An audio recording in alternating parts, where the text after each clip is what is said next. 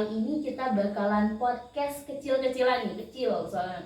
Nah, oke, kali ini kenalin aku Devina Dita Farela dari kelas 12D absen 9 dan saya Krisnanda Bima Putri absen 7.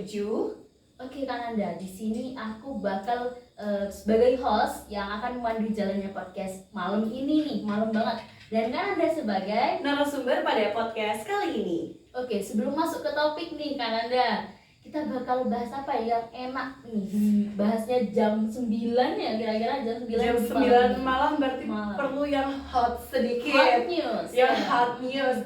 Karena kita masih muda dan sepertinya kita harus mengingat sedikit sejarah, jadi mungkin kita akan membahas salah satu cagar budaya yang ada di Probolinggo. Cagar budaya. Oke. Cagar budaya apa sih kira-kira? Cagar budaya yang sudah diakui sama provinsi. Tahu enggak Kak, apa Kak? Warna, aku tebak warnanya nih. Warna hijau? Enggak ada. Selain hijau. Merah deh kayak. Betul. Bener kan? Kalau merah apa berarti? Gereja merah. Gereja merah, tepuk tangan dulu semuanya. Betul-betul, kita mau bahas gereja merah pada kesempatan kali ini. Terima kasih atas kesempatannya ya Kak Nanda untuk mau bahas secara singkat di podcast kecil-kecilan ini gereja merah. Oke, kita langsung ke pertanyaan pertama nih. Boleh. Bisa diceritain kan sedikit tentang gereja merah, sejarahnya itu gimana, awal mula berdirinya itu gimana nih Kak Nanda? Bisa diceritain? Oke, kalau sejarahnya gereja merah itu awalnya dari para pekerja yang ada di pabrik gula, yang dia itu beragama Nasrani, dan kebetulan memang orang Belanda itu kalau semisal ibadah harus ke Pasuruan terlebih dahulu. Karena di Probolinggo itu belum ada gereja. Dan akhirnya para pekerja di pabrik gula ini meminta kepada residen, meminta kepada pemimpin untuk membangun sebuah gereja. Dan akhirnya dikabulkan sama residennya. Jadi terbangunlah sebuah gereja merah yang didirikan pada tahun 1862 dan akhirnya berdiri pada tahun 1863 gitu Kak. Lama banget berarti sampai tahun ini di 2026. Sampai tahun ini, betul. Lama banget. Tapi kenapa warnanya harus merah? Kenapa nggak warna hijau, biru tadi? Kalau saya yang bikin pasti warnanya pink. Oke. Jadi koket ya guys. Koket. Kebetulan bukan saya yang buat, jadi warnanya merah. Jadi ceritanya gini, karena kita kan memang mengambil barang-barang dari luar negeri. Kita ngambil langsung dari luar negeri. Impor ya guys. Impor ya betul. Kita menggunakan sebuah transportasi laut, yaitu adalah kapal. Jadi karena kapal itu pasti mengenai air laut ya, dan karena itu buahannya terbuat dari besi, otomatis jika itu mengenai air akan mengalami yang namanya korosi, bener banget, dan akhirnya warnanya itu berubah sedikit-sedikit mendekati warna merah. Akhirnya sama warga Belanda itu ya udah sekalian dicat warna merah gitu. Wah keren banget. Dari korosi jadi langsung dimerahin aja sekali biar semangat gitu. Semangat gitu ya. Betul banget. Kan pernah warna merah gara-gara korosi jadi sekalian aja cat warna merah. Apa pernah dicat warna lain gitu kan? Nah, habis ini sama saya. Pink aja ya. Enggak.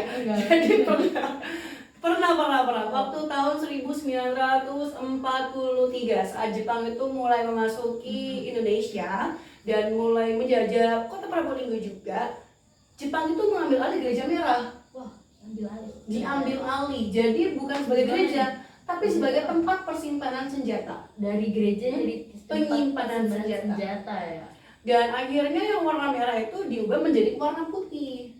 Gitu, warna putih. Tapi ketika Jepang itu kalah dan akhirnya memutuskan untuk mengundurkan diri dari Indonesia, diubah lagi sama warga Belanda menjadi warna merah dan dijadikan kembali sebagai sebuah gereja. Dan katanya Kak, ada fun fact di bawah lantai-lantainya itu, di bawah ubinnya itu, katanya masih ada senjata-senjata yang terpendam. Aku gariskan boleh gak? Merusak cagar budaya ya. Boleh guys. Jangan.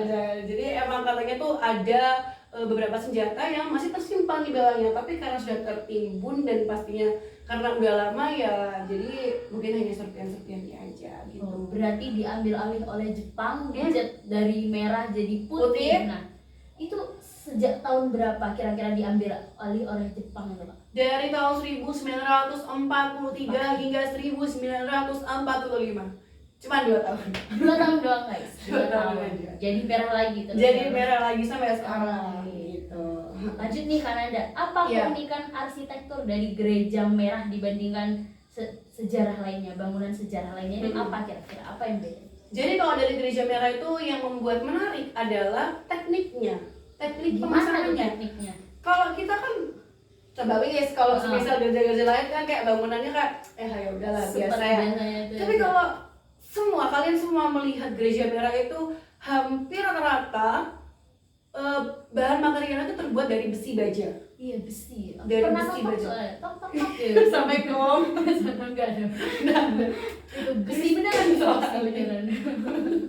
Besi soalnya. Besi beneran. Dan tekniknya itu menggunakan teknik knockdown atau yang dinamakan bongkar pasang.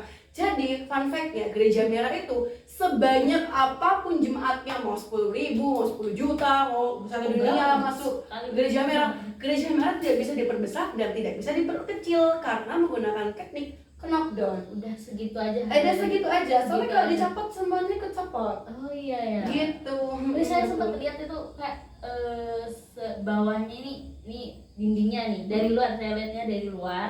Terus itu ada kayak agak semen gitu naik dikit gitu buat kunci gitu. Iya, Berarti betul. Itu namanya knockdown ya. Itu namanya teknik knockdown. Jadi kalau copot satu, yo Copot semua. copot semua, gak jadi Oke. gerejawi gitu. Nih, selanjutnya nih, saya mau tanya nih, apa benar gereja merah ini salah satu dari 2 bangunan serupa di dunia? Tebak, 2 di dunia? tebak apanya, Kak? Sumpah. Ada beberapa bagian di gereja, satu bagian di gereja merah itu yang hanya ada 2 di dunia. Tebak apa? Loncengnya? Semua gereja punya. Oh iya, semua gitu. Salah guys, salah. Apa? Ini dindingnya dari besi, mungkin salah ya. Besi banyak. Enggak, maksudnya semua gereja kan rata-rata dari Bata tembok ya, gitu. betul. Ini dari besi, Dari unik besi. gitu guys. Ya. Tetot. Kira-kira dari apa ini? Aku nggak tahu, nggak bisa nebak ini kan. Jadi salah satu 2 di dunia itu ada di Probolinggo. Tepatnya itu ada di bangunan mimbarnya. Jadi mimbarnya tuh kalau kakak lihat itu kayak unik gitu. Dan itu hanya ada di Probolinggo dan satu lagi di Belanda. Saya tahu mimbar di masjid doang. Beda. Mimbar di gereja Jadi nggak tahu. mimbarnya tuh kayak ada tangganya gitu buat ke atas. Mimbar itu kan biasanya dibuat pendeta untuk Khotbah gitu khotbah. ya? Betul Tahu. banget, masya Allah. Gimana mimbarnya, bentuknya apa yang bikin beda? Ada fotonya di sini. Ting. Jalan ting nanti dari guys. Ting, ini dia. Jadi emang unik banget karena memang arsitekturnya itu hanya memproduksi 2, dipakai di Probolinggo, habis tidak Soalnya produksi di mana? lagi. Di Belanda. Tadi kan sudah Di disebut Belanda guys.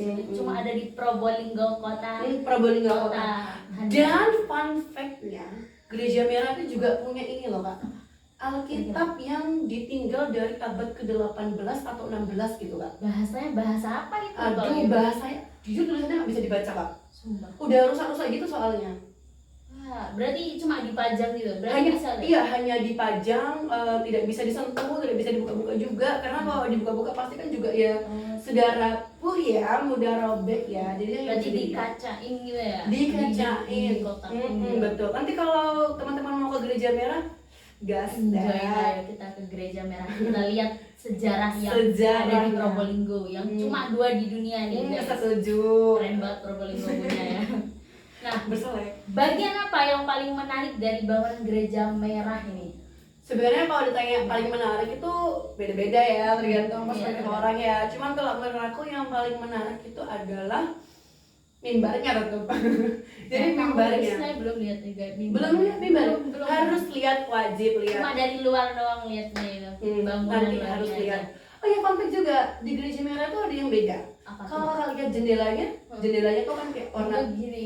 warna biru, warna kuning. Itu ada tandanya. Itu apa sih artinya? Itu menandakan masa Renaissance atau kalau diartikan itu adalah masa peralihan dari zaman yang tradisional ke zaman modern. Ya, jadi memang dipilih untuk Berarti nggak diganti-ganti lagi warna kalau jendela, itu tetap gitu. enggak Tetap ya, kuning, tetap biru, gitu. ya, Tetap untuk seperti- menandakan pergantian zaman gitu. Bagus banget ternyata gereja merah nih guys. Kita sebagai warga Probolinggo, kita harus jaga sejarah Gereja Merah karena cuma 2 di dunia ternyata. Betul banget. Di Belanda sama di Probolinggo lebih tepatnya ini. Oke guys, sekian podcast kecil-kecilan yang kita adain di malam ini di jam 9:30-an nih karena udah larut banget. Nah, oke, semoga info mengenai Gereja Merah GPIB. Betul. Gereja itu kebanyakan gitu. Ada lah pokoknya. Semoga kalian bisa mengetahui apa aja ini, gimana cara berdirinya, kenapa warnanya merah, dan semua kalian bisa tonton di podcast kecil-kecilan kita ini. Oke, sekian info dari kami, kurang lebihnya mohon maaf. Wassalamualaikum warahmatullahi wabarakatuh.